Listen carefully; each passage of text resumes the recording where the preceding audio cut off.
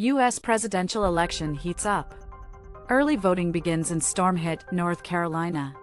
Despite obstacles created by Hurricane Helene, battleground North Carolina sees strong early voting. Trump or Harris to be decided in storm-hit North Carolina? As race for White House heats up, who will win U.S. presidential polls? Early in-person voting started strong on October 17 in the presidential battleground of North Carolina, including in mountainous areas where Hurricane Helene destroyed properties and upended lives. North Carolina could be crucial in determining a winner in the race between U.S. Vice President Kamala Harris and former Republican President Donald Trump because its voting preferences could swing either way. Remember, several pre-poll surveys show a very tight race with a handful of swing states likely to determine the winner of the U.S. elections. The latest survey by 538 shows dead heat in North Carolina.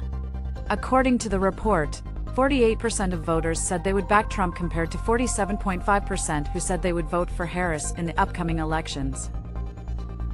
Hurricane Helene, which killed more than 200 people across 6 states and caused billions of dollars in damage, has sparked questions on how it might impact voter turnout. According to reports, some of the state's hardest-hit counties lean both Republican and Democratic. For instance, Buncombe County supported President Joe Biden in the 2020 election, while neighboring Yancey County favored Donald Trump.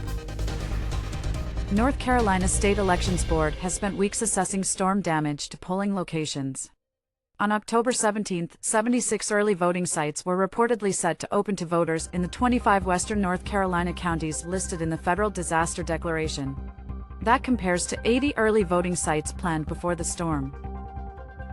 Early voting has been reportedly the most popular way for North Carolinians to cast a ballot in both the 2020 and 2016 elections. According to reports, more than 3.6 million ballots, which is 65% of all ballots, were cast during early voting in the 2020 general election. In the 2016 election, 62% of all ballots were cast during early in-person voting. Meanwhile, November 5th is just weeks away. Several surveys show a very close fight in polls. 2 new big pre-poll surveys give 2 different verdicts. The first survey by Fox News shows former President Trump is ahead of Vice President Kamala Harris by 2 points nationally. On the other hand, the second survey shows Democratic Vice President Kamala Harris holding a marginal 3 percentage point lead over Republican Donald Trump in Reuters/Ipsos poll. Both the surveys have a very close contest in the upcoming U.S. presidential election between Kamala Harris and Donald Trump, meaning things could change at any moment.